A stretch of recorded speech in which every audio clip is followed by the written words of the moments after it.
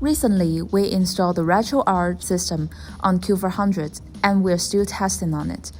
Then we see Taki Udon published a vid about Q400 using a RetroArch system as well.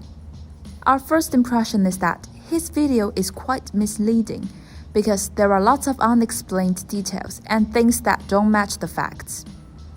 As he mentioned game Dodo in his video, we will respond positively to it in our video. We will raise questions according to his video and show how games perform on the stock firmware and the RetroArch system, respectively.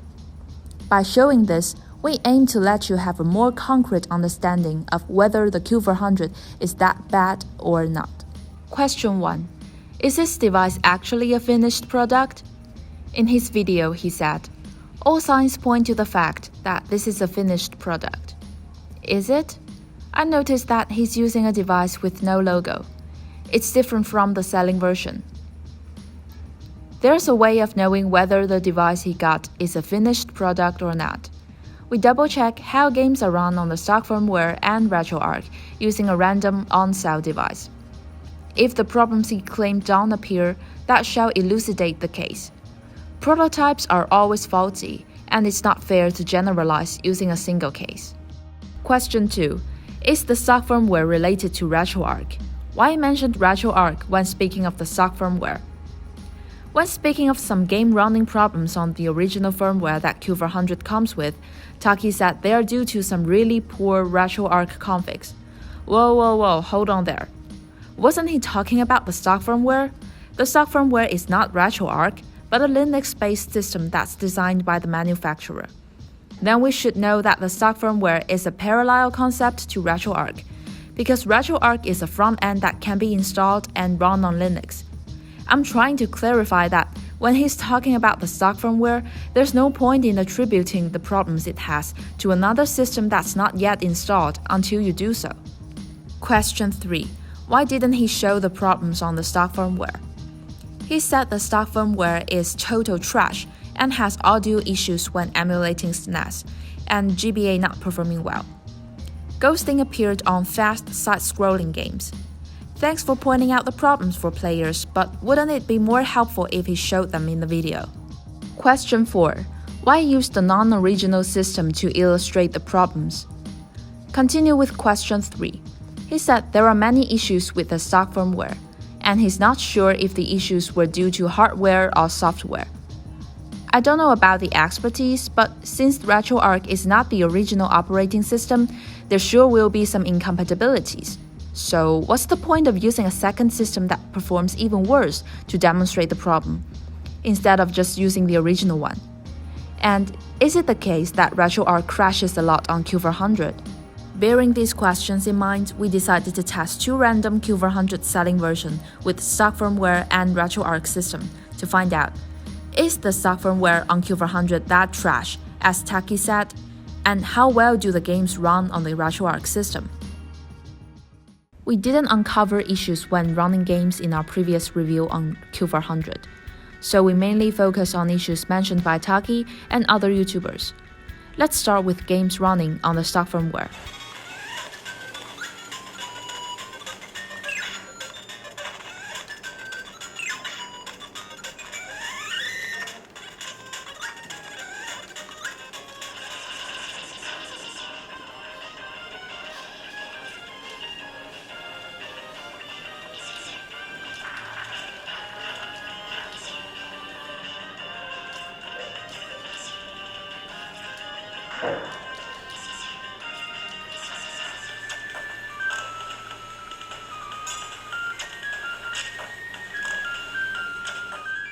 We pay special attention to any ghosting issue that might appear, and the result is no. We understand that ghosting is nearly impossible to be captured by the camera, but we show you some footage anyway. As for audio issues, we're not sure what Taki meant, but we do test several SNES games and end up with tiny sizzles in Yoshi's Island.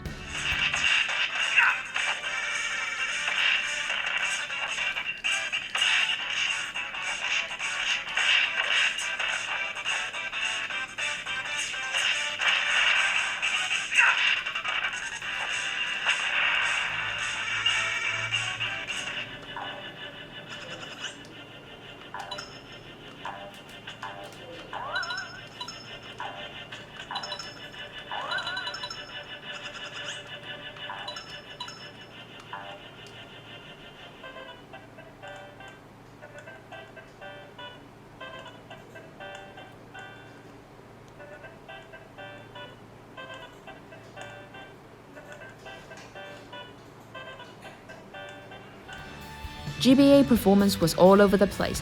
That's an even vaguer description. Where are we supposed to start with?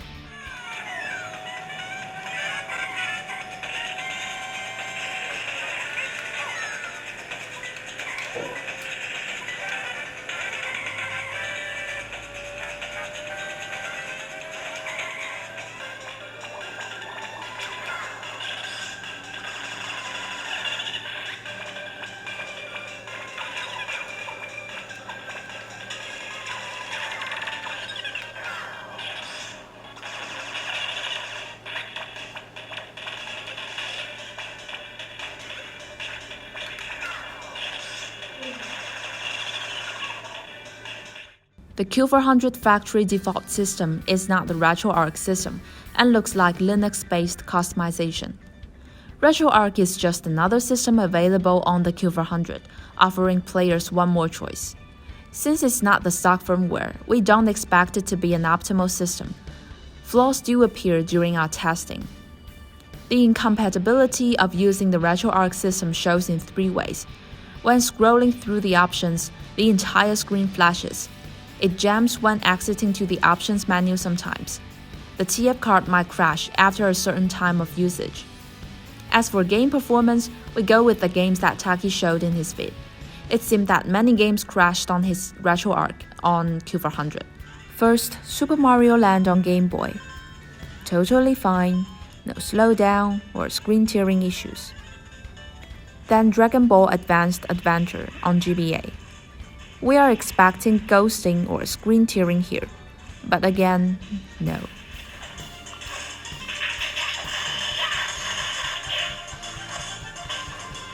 Classic arcade game Airbuster.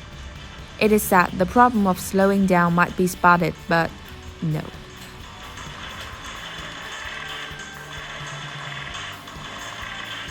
Crash Bandicoot on PS1.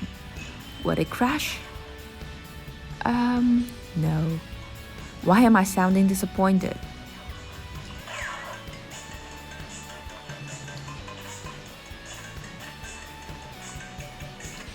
And finally, will Donkey Kong survive?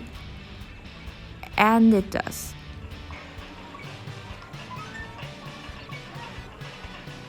But we want to declare that ghosting sometimes will appear. We failed to capture the moment when we opened Contra straight after installing the RetroArch system. When the character ran, his blurred figure chased after him. That moment didn't last for long and didn't happen when we played this game for a second time.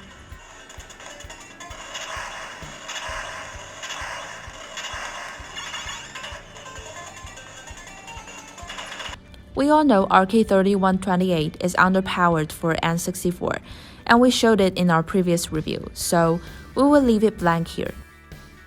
I think there's no need for further demonstration now. On the stock firmware, games run fine. And if some people insist saying this is trash, well then, we don't agree but we respect your opinion.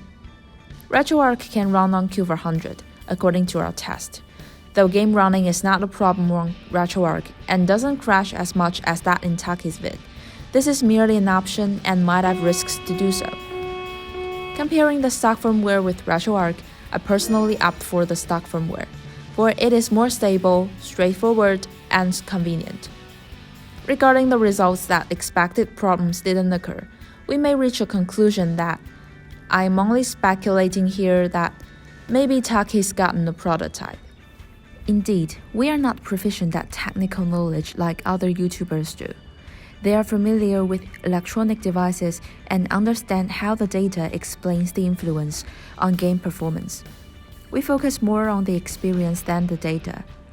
In our Q400 reviews, we found no problems like ghosting, not because we want to cover up the problem to promote the product, but for the reason that we did not test GBA and GB games in detail. And ghosting, indeed, does not happen. We focused on the Q400's HDMI and external gamepad features. Also, we did not hold back to show the stutters of playing N64. No human being is absolutely objective. As long as we're humans, we do things more or less with our purposes and preferences. It's the same case when reviewing handhelds. We usually start off from our own experience because it's almost impossible to tell what it is exactly like for others. We never want to pretend to be objective. On the contrary, some people try to do so but end up letting their intentions slip. We don't presume what their purposes are. We merely want to describe the case from our perspective. And how you interpret it, that's up to you.